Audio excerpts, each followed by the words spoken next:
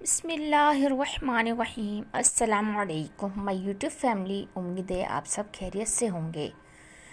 میں بچپن ہی سے بہت حساس واقعہ ہوئی ہوں۔ میرا دل شروع ہی سے حد درجہ نرم ہی رہتا ہے۔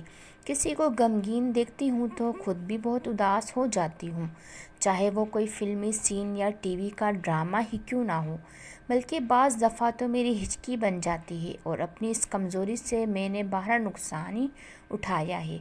مجھے اچھی طرح سے یاد ہے کہ جب میں 5ویں کلاس کی طالب علم تھی تو ہمارے گھر ایک بہت ہی لاغر اور ضعیف سے بابا جی آتے تھے۔ لاٹھی ٹیکتے ہوئے میں ان کو دیکھ کر بہت روتی تھی کہ اتنے بوڑھے ہو کر بھی وہ گلی گلی پھر رہے ہیں۔ میں اکثر ان کو اپنے حصے کا کھانا دے آتی تھی، ان کے پاس بیٹھ کر باتیں بھی کرتی تھی۔ وہ مجھے بدلے میں ڈھیر ساری دعائیں دیتے تھے، لیکن اس وقت مجھے یہ سب کچھ سمجھ نہیں آتی تھی، بلکہ ابھی بھی کسی بہت ضعیف اور کسی بہت چھوٹے سے بچے کو محنت کرتے ہوئے دیکھتی ہوں، دل بہت کڑتا ہے۔ کوشش کرتی ہوں کہ ان کے لیے کچھ کر سکوں، لیکن ایک ایسا واقعہ میرے ساتھ پیش آیا جس نے میری سوچوں کو کافی حد تک بدل دیا۔ پھر میں بھی حالات اور وقت کے ساتھ بدل گئی۔ جو کچھ میرے ساتھ ہوا وہ قارئین کی نظر ہے، پھر آپ فیصلہ کیجئے گا کہ اب میں صحیح ہوں یا غلط۔ ہوا یوں کہ مجھے کچھ شاپنگ کرنی تھی، اپنے لیے، امی کے لیے اور اپنے بچوں کے لیے۔ میرا 5 سالہ بیٹا بہت دنوں سے سائیکل کے لیے ضد کر رہا تھا۔ میں نے سوچا چلو آج میں سارے کام نپٹاتی ہوں۔ اپنا پروگرام اس طرح بنایا کہ ساری شاپنگ کر لوں، آخر میں سائیکل لے لوں تاکہ اس کو لے کر پھر گھومنا نہ پڑے، کیونکہ وہ ایک بڑی چیز ہے، کسی شاپر میں نہیں آ سکتی۔ اس بات پر عمل کرتے ہوئے میں نے ساری شاپنگ کر لی۔ اچھا خاصا اماؤنٹ خرچ ہوا تھا۔ میرے ہاتھ میں 4-5 شاپنگ بیگ تھے جن کو سنبھالنا بڑا مشکل ہو رہا تھا۔ کافی ٹائم بھی ہو گیا تھا، بھوک پیاس دونوں ہی لگنی شروع ہو گئی تھی۔ خیر میں نے رکشہ رکوایا۔ جس رکشے کو رکوایا اس کو اچھے خاصے ضعیف سے انسان چلا رہے تھے۔ مجھے ان کو حسب معمول دیکھ کر بڑا دھچکا لگا، کیونکہ وہ خاصے کمزور اور لاغر دکھائی دے رہے تھے۔ ایسا لگ رہا تھا کہ نہ جانے کب سے کھانا نہیں کھایا پیٹ بھر کر۔ ان کو دیکھ کر میں نے پہلے یہ سوچ لیا تھا کہ میں ان کو زیادہ کرایہ دے دوں گی۔ یہ سوچ کر میں ان کے رکشے میں بیٹھ گئی، ساتھ میں سارے شاپنگ بیگ بھی رکھ لیے۔ سنبھال کر رکشے میں بیٹھتے ہی مجھے بھوک پیاس نے شدت نے ستانا شروع کر دیا۔ میں نے ایک برگر والے کی شاپ پہ رکشہ رکوایا۔ برگر کے ساتھ گنے کا جوس والا بھی تھا۔ جب میں برگر کا آرڈر دینے لگی تو خیال آیا کہ بابا جی یعنی رکشے والے کو بھی کھلا دینا چاہیے۔ یہ سوچ کر میں نے بابا جی سے کہا آپ بھی کچھ کھا لیں، تو کہنے لگے میرے پاس اتنے پیسے نہیں، جب میں شام کو گھر جاؤں گا تو چٹنی روٹی کھا لوں گا۔ میں نے کہا ارے بابا آپ کھا لیں، پیمنٹ میں کروں گی، آپ نے جو بھی کھانا ہے۔ پھر شاید انہوں نے کباب روٹی کی فرمائش کی، کیونکہ برگر والے کے ساتھ کباب روٹی کا ہوٹل بھی تھا۔ کباب روٹی کے ساتھ انہوں نے لسی کا آرڈر دیا، جو کہ میں نے منظور کر کے اس کی پیمنٹ کر دی۔ میں نے اپنا برگر کھا کر گنے کا جوس پی کر خدا کا شکر ادا کیا، اور ساتھ میں اپنے اندر ایک اطمینان محسوس کرنے لگی کہ میں نے کسی بھوکے کو کھانا کھلایا، صرف اپنے رب کی خاطر، کہ شاید وہ مجھ گنہگار سے راضی ہو جائے۔ آپ سوچ رہے ہوں گے کہ لو یہ کون سی کمال کی بات ہے، یہ تو کوئی بھی کر سکتا ہے، لیکن اصل بات تو آگے چل کر شروع ہوگی، پھر آپ کو بہت افسوس ہوگا۔ خیر کھانے پینے سے جب فارغ ہوئے تو میں نے بابا جی سے کہا اب مجھے آپ لائٹ ہاؤس سائیکل مارکیٹ لے چلے، پھر وہاں سے سائیکل لے کر آپ مجھے گھر چھوڑ دیجیے گا۔ بابا جی نے کہا کیوں نہیں بیٹی، تم نے تو میرا پیٹ بھرا ہے، میں بھلا اپنی بیٹی کو گھر کیوں نہیں چھوڑوں گا۔ یہ کہہ کر انہوں نے رکشہ سائیکل مارکیٹ کی طرف موڑ دیا۔ 10 منٹ کے بعد ہم سائیکل مارکیٹ میں موجود تھے، اور وہاں جب ان کو کھلایا تو مجھے اپنے اندر بڑا سکون محسوس ہوا۔ میں نے نیکی کی ہے۔ سچی بات تو یہ ہے کہ انسان جب کوئی نیکی خاص خدا کی رضا کے لیے کرتا ہے تو دل کو بڑا سکون محسوس ہوتا ہے۔ مجھے بس ایسا لگ رہا تھا، لیکن مجھے کیا پتا تھا کہ یہ سکون عارضی ہے۔ خیر جناب سائیکل کی دکان پر رکشہ رکوایا تو میں نے سوچا میں سائیکل لینے کے لیے اتروں گی تو ساتھ میں شاپنگ کے شاپرز بھی پرابلم ہوگی اور سائیکل خریدنا مشکل ہو جائے گا۔ یہ سوچ کر میں نے بابا جی سے کہا کیا میں اپنا سامان رکشے میں چھوڑ دوں، جتنی دیر میں سائیکل لوں گی آپ میرے سامان کا خیال رکھیے گا، بس صرف 5 سے 10 منٹ لگیں گے، آپ کو کوئی مسئلہ تو نہیں ہوگا۔ ارے نہیں بیٹی کوئی مسئلہ نہیں ہوگا، تم اطمینان سے سائیکل خرید لو، سامان کی فکر مت کرو، وہ میں دیکھ لوں گا۔ مگر مجھے تھوڑی ہچکچاہٹ ہو رہی تھی، کچھ بھی ہو کسی پر اعتبار کرنا نہیں چاہیے۔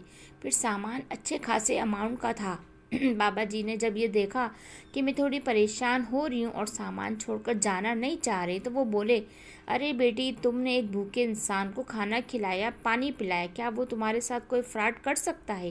میں اس عمر میں ایسا کوئی غلط کام کر کے خدا کو ناراض نہیں کر سکتا۔ جاؤ بیٹی، سائیکل خرید لو اور سامان کی طرف بے فکر ہو جاؤ۔ بابا جی کی اس طرح کہنے پر میں نے سوچا کہ شاید وہ صحیح کہہ رہے ہیں اور یہی سب سے بڑی بھول تھی یا میری سادگی تھی۔ میں نے ان پر بھروسہ کر لیا۔ سوائے پرس کے میں نے باقی سارا سامان رکشے میں چھوڑا، سائیکل لینے اندر شاپ پر چلی گئی، البتہ ذہن نشین کر لیا کہ رکشہ کہاں کھڑا ہے تاکہ واپسی میں کوئی مسئلہ نہ ہو۔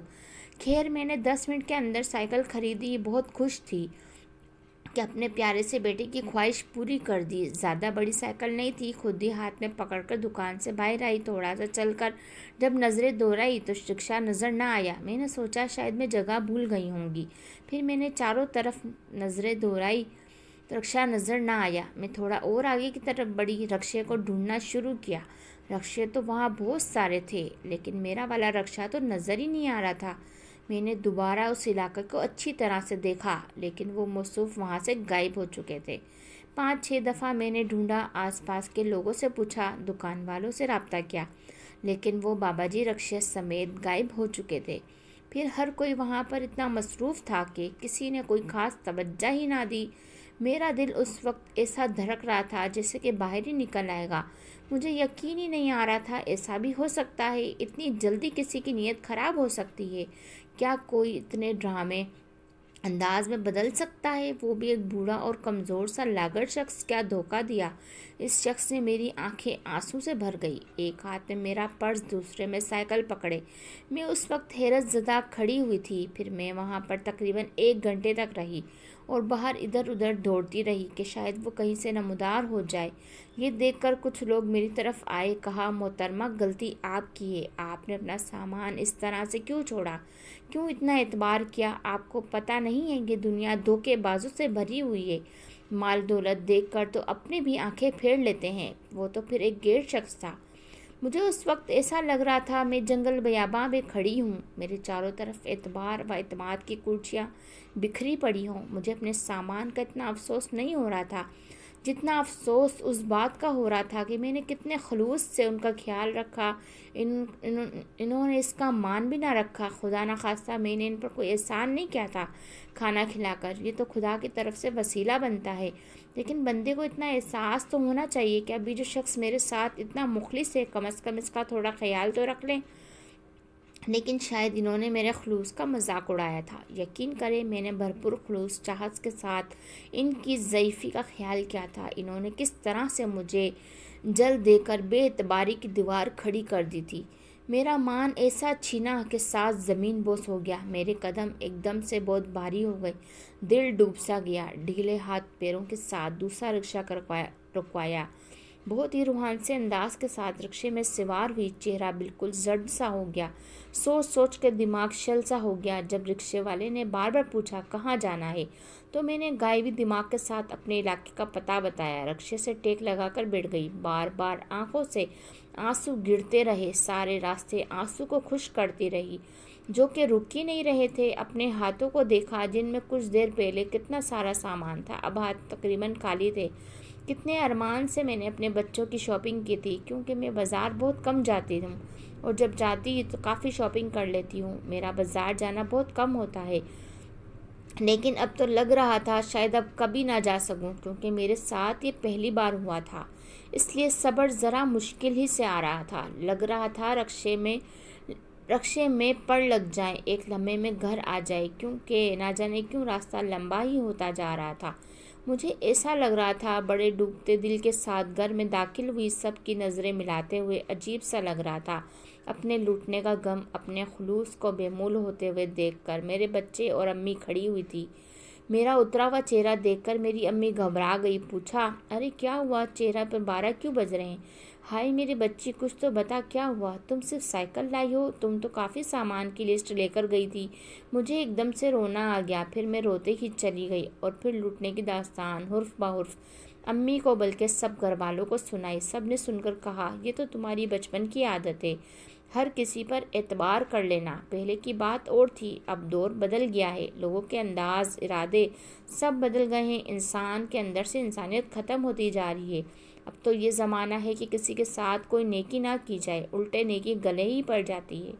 اب تم یہی دیکھ لو، تم نے کتنے خلوص سے بابا جی کا خیال رکھا، انہوں نے کتنے بھونڈے طریقے سے تمہارے خلوص کو ٹھکرا دیا۔ وہ کتنے دن اس سامان سے اپنی ضرورت کو پورا کریں گے، کتنے دن اس سے فائدہ اٹھائیں گے؟ یہاں تو وہ کچھ دن اس سے مزے کر لیں گے، خدا کے ہاں تو ہمیشہ ہی اس کی سزا پاتے رہیں گے۔ سب کی باتیں میرے دل کو بدل رہی تھی، دماغ میں پیوست ہو رہی تھی۔ اب زمانے کے دستور سب کچھ بدل گیا ہے۔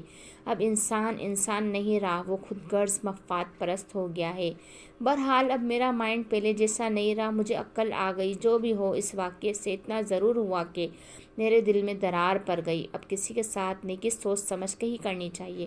وہاں میں نے پھر بھی بابا جی کو معاف کر دیا ہے، کیونکہ ہمارے انبیاء کرام تو بڑے بڑے جرم معاف کر دیتے تھے۔ خدا کے لیے اتنے بڑے عظیم انسان تھے، جب وہ اتنے عظیم ہو کر معاف کر سکتے ہیں، ہم تو پھر ایک ادنا سے غلام، ہماری کیا اوقات کہ ہم ان کی برابری کریں؟ لیکن کم از کم ان کی اچھائیوں کا تو مان رکھ سکتے ہیں۔ جائیں بابا جی، میں نے آپ کو اپنے بچوں کے صدقے میں معاف کیا، خدا بھی آپ کو معاف کر دے، آمین۔ جزاک اللہ۔ پلیز میری ویڈیو کو لائک، شیئر، سبسکرائب کیجیے۔